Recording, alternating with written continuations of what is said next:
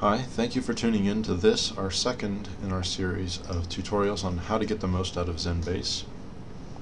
In this tutorial, I'd like to cover for you what I'm going to call the 5 most useful pages in Xenbase and the one most heavily curated type of data in Xenbase. So first, let me show you a graphic that illustrates how each of these pages are interrelated to each other. First off, the 5 pages that I'm talking about are the front page, the pages for individuals, the pages for gene pages, which is actually the single most useful page, literature pages, this is for the actual individual publications, the anatomy search or browsing pages, and then those all point to this type of data, gene expression images. And that's what we here at the Xenbase curation team spend most of our time working on for you. There's not going to be a test on this, but please notice a couple different things about the architecture. First, the front page is primarily a source of searches to get to the other features, so it's connected to each of these via search, and not much really goes back to the front page. However, the other pages are very well interconnected. We like to do a good job of attributing all of our data to the original sources. That's why almost everything points back to the literature page one way or another. And again, the best kind of data that we contain at the moment, the one that has the most human hours spent on it, is actually the gene expression images, which we curate for genes expressed in them, the anatomy items that the genes co-localize to, and in the future we'll add phenotypes and all sorts of other goodies. So coming back to the home page, first going to open 5 different windows with our 5 different searches. Then hopefully everything will come together and you'll see how the interrelated pages become interrelated. So I'm just going to go down the list here. First I'm going to search for a gene, and we'll just make that LMX1B. We'll search. We'll come to a disambiguation page, and the one that I'm interested in is the one that actually has manual curations and gene expression images. That's denoted by the camera there, so I'm going to click on that. And this takes us to a gene page. And I'll cover each of these contents in more depth as we go forth, but like I said, I'm going to open all of our windows first. So then the next thing I think is the expression analysis. So I'll open this. And this search can be used in several different ways. In my opinion, it's much more powerfully used if you use the anatomy terms rather than gene symbols. However, for illustrating, we'll just keep our gene of interest going here. And we'll click on the pull-down menu item that's populated and just hit search. And that'll give us a list of results. I will cover that search again in a third tutorial to help you get the most out of that one, because it is actually pretty powerful. So that's expression. Coming back now for anatomy items. We'll search here. This is also accessible, as many of these searches are, in our menu bar search. If I search for whatever I'm interested in, so the kidney, notice that while kidney is a term, I know my biology well enough, because this is my field, that I'm going to actually select the developmentally important one, to the tadpole that is, and it's the pronephrid kidney. So I'm going to go ahead and choose that.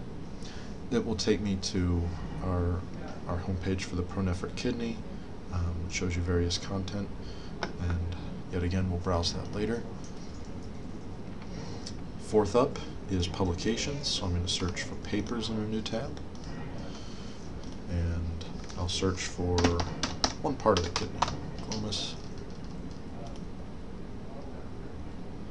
Search. I'll get a list of literature results.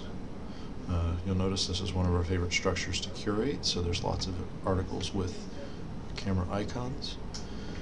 And finally, I'm going to search for people. And so type in some of our favorite people, and we come to the one that I have pre-designed this to work for. So I'm going to flash the diagram here again real quick. I'm going to start with the people and work backwards because it has the least interconnectivity, and so we'll just kind of knock that off first, but then we'll come to these others and see how they get together. So starting at the person page, you can create your own page for yourself. You can upload your photo, provide as much information about yourself, about your research, about your contact information as you want. You can join you can join higher structures such as the lab. So she belongs to her own lab, as do, or at least as can other people. Let me go back. And notice this is a common feature of all of our different pages, is there's tabs for the different content. So here is a list of all of the articles that we have indexed for Elizabeth Jones. And we'll just scroll on down till we find what we're looking for. You'll notice that we can get to an individual literature page from here. Again, this has expression images. So we come to this, we can actually get to a literature page. So if we go back to what the literature search was, we can come to this same entry for this same article by browsing through. There it is again. The search is populated a little bit differently. Obviously the search word was for an anatomy item, but here we are again at the same page. So this is what, I'm going to close out one of those. The literature page contains the abstract, title, publication information, as well as link outs to PubMed. So that'll take you to this site. If that's your best way to access your articles, you can do so there, or use any of the tools at PubMed. If you have institutional access to any of the publications that we have indexed, you can find that information here. I'll skip that, but that can take you directly to a PDF.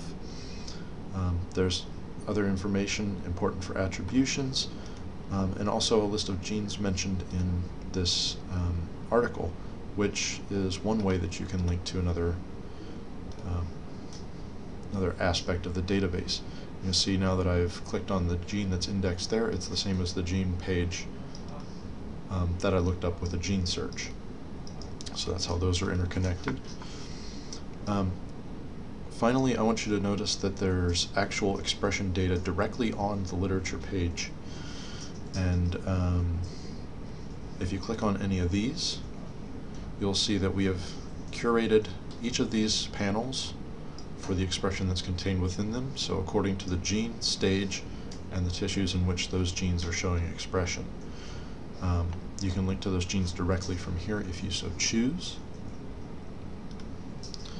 You can also rate the images such that they will appear earlier in expression searches. Say, wow, this is a really great image of a glomus. And, say, for example, this one here. You can rate it up. And I think actually there is one more thing I would point out to you, is that we automatically do a search and hyperlink to all of the different kinds of keywords that show up in the abstract for this article. So there are anatomy items, here's the glomus, there are genes, that's here, there's stage information that can come up here, so a lot of that stuff is indexed. So I believe I showed you that we can access the gene pages, so let's just do that directly. We'll be done with literature for the moment. Again, notice this is the same as what we came to for gene search, so we'll just get rid of one of those. The gene page, as I may have mentioned, is the source of most of the data that we have in the database. The database is designed around the gene page. So a lot of the information about the gene itself is present on the front page, so that's DNA sequence, mRNA sequence. Normally there'll be two versions of the Lavis populated here. They'll have separate columns for the A and B versions. Tropicalis information is on the left. There are link outs to other databases that contain a host of information, and you just kind of have to browse to find your favorite pieces of information. Here's the orthology, here are the most recent publications. This is metadata about the gene, and here are a bunch of reagents that are available for it. So if you want to start your own in situ hybridization, for example, you could see what clones are available from Open Biosystems or the European Xenopus Research Center. Nowhere else in the database is it more important than on the gene page that there are tabs containing additional information, because each of these is populated with a host of useful goodies. So on the expression tab, you'll come back to all of the literature images as well as the community submitted images, if there are any, for this gene. There you can link back to literature. So I believe this is where we started from. Looks familiar. You can find the expression information by clicking on it again. You can look up those same indexed data. And you can do various sorts to find the most useful information for you. You can find all publications that have explicitly labeled this gene as being used within it. You can find actual nucleotide sequences and protein sequences organized in these tabs, as well as this kind of a search that we do for what other genes are indicated to be discussed in the same articles that discuss this gene. So LMXB1 frequently also talks about LMX1B2, for example. And you can also contribute your expertise on this molecule on the wiki page. I guess there's one final